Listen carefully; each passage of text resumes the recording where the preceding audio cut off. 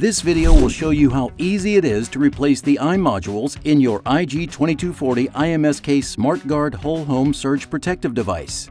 The Intermatic SMART GUARD Surge Protector is designed with user-friendly replaceable IModule cartridges. The IModule contains the main surge protection components that absorb and redirect harmful power spikes to keep your home devices protected. You can easily swap out the cartridge yourself instead of replacing the whole unit, saving you money and hassle while restoring full protection quickly. If the protection light goes out, simply open the door, turn the power off, and pull the IModule away from the main unit.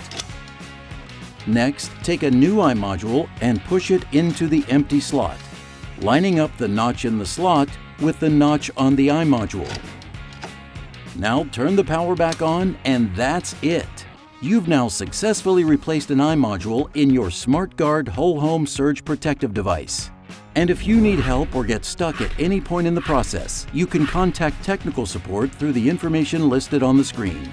If you have questions or comments, please leave them below or visit Intermatic.com. And be sure to check out our other videos on YouTube or the Intermatic website for more tutorials.